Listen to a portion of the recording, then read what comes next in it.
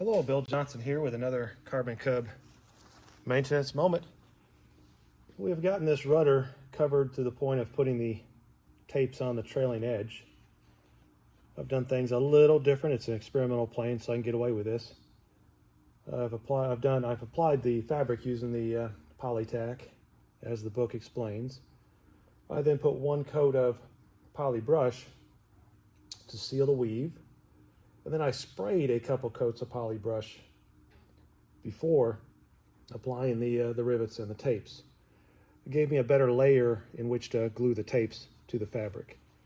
The book says just roll one on, put your tapes on, then start to spray. So I sprayed a couple coats before I put the tapes on just to give it more depth and more adhesion.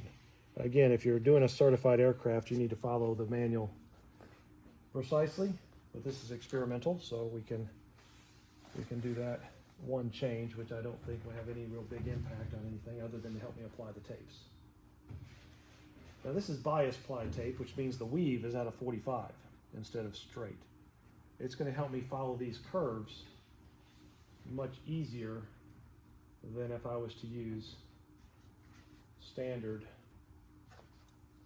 tapes.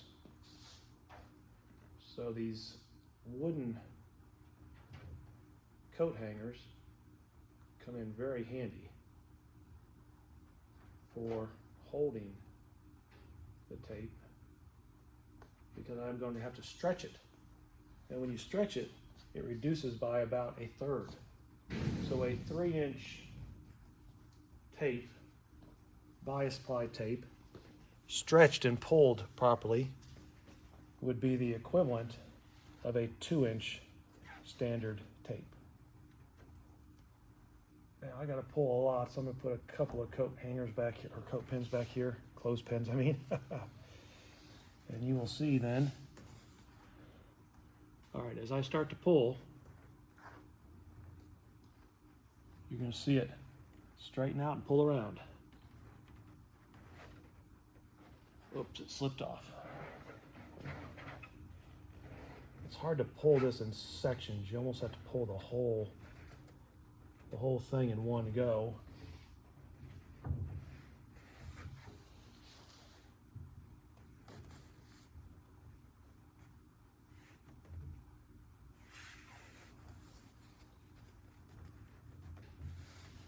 But you can see as you pull it, and it'll get to a point where it won't want to pull a whole lot more.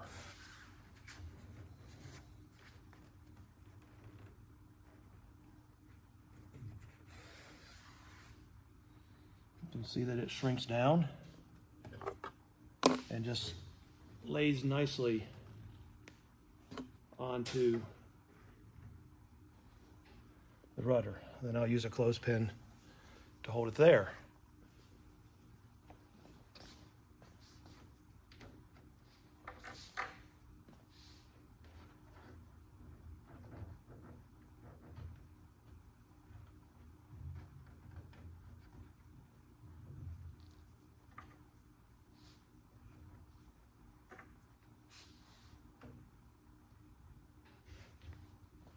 Now I'm going to try to get the tape even on each side.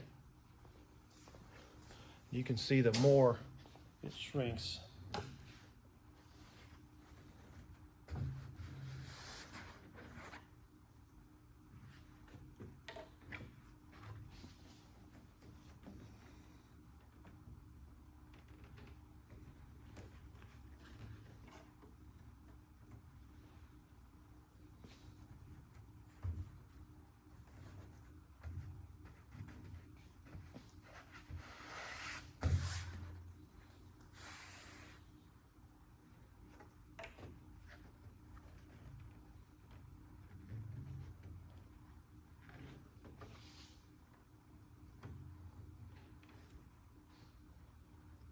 okay.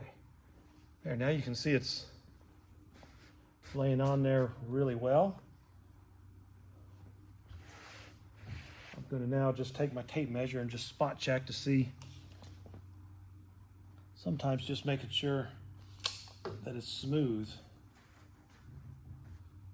is as important as having it precisely centered. As long as it's smooth, you have a good smooth turn. Now you're probably thinking, how am I going to apply poly brush under that and be able to do that again? Well, I'm going to work the poly brush through the weave like that. Again, that's not precisely by the book, and if you're doing certified, please make sure you're doing it by the book as is required by the STC. But I started out with a 3-inch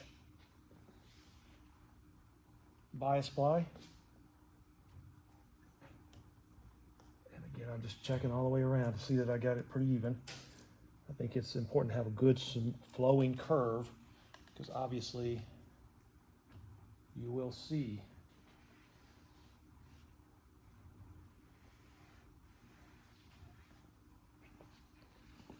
any defects. All right, I'm stepping back just to give it a wide angle look here. Now, that looks pretty good, I think. And I'm not sure how much you can see on the camera. Well, you can see, I'm looking at the camera, you can see the shape and how pulling it just caused it to form right over and give you a very nice fabric line, which is what you want.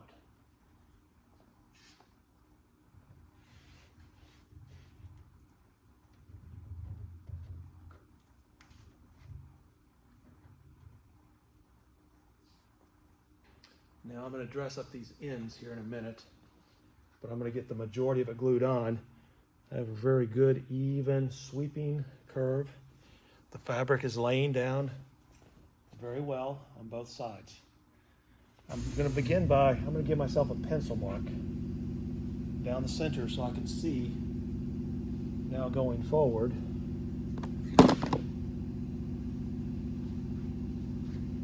Give me a reference line just to make sure I stay on target.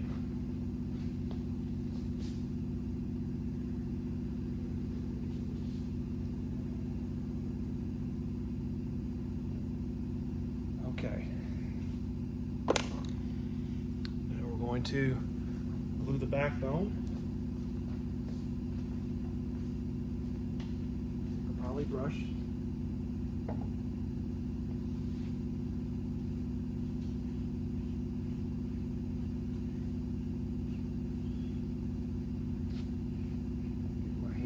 Force it through there and this is where that extra poly brush that I sprayed on there helps, because it's going to force it into that poly brush underneath there, which is thicker than what you would have if you hadn't sprayed a couple of coats.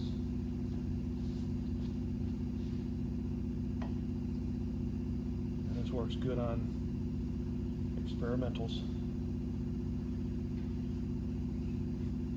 This was certified, then you would need to follow the book.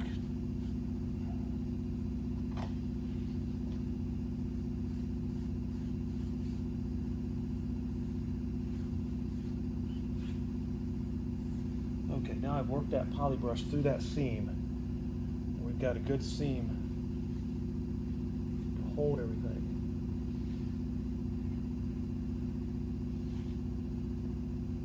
Okay. Let that set up for just a few minutes so that I know my tape is in place and won't move on me. And we'll have a nice looking rudder. When you're covering a plane, it's really not a hard process, but you do want to go slow and tedious. Well, go slow, it is tedious.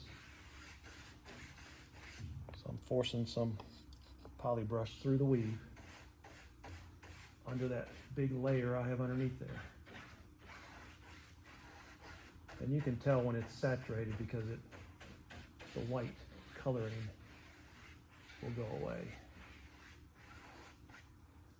I don't like to overbrush it. Just get it worked into that seam, and you can see it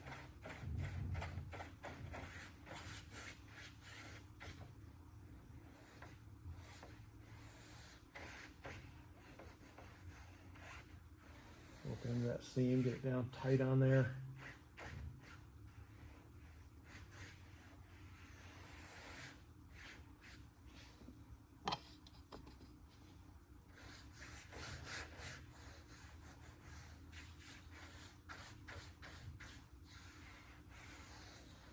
You know, if you have somebody do a covering job, these are the kinds of things you want to discuss and really understand how their techniques are to do this. There's no lock on different ways to do things. A lot of different ways to skin a cat, I guess they say. This just happens to work for me. And I like to have everything nice and straight with good flowing curves, and the time you take now will really make a difference when you get to the very end. Okay, obviously I can't go any further because of the tape, or because of the clothes hanger. That tape is glued there.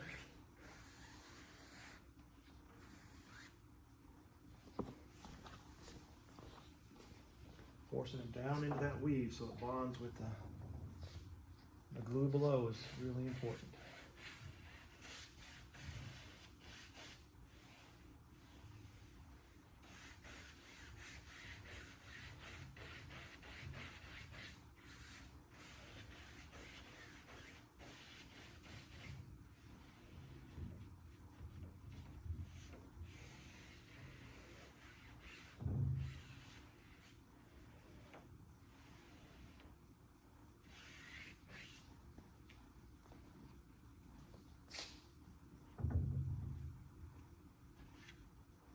Okay, there we go. Now I'll do the same thing to the other side, and I'll take these off and I'll put a little curve here and then glue that in. And then we will have the tape on the back of the rudder. You can see that it all laid down very nicely. Very little iron work to do, and it'll make for a beautiful looking rudder.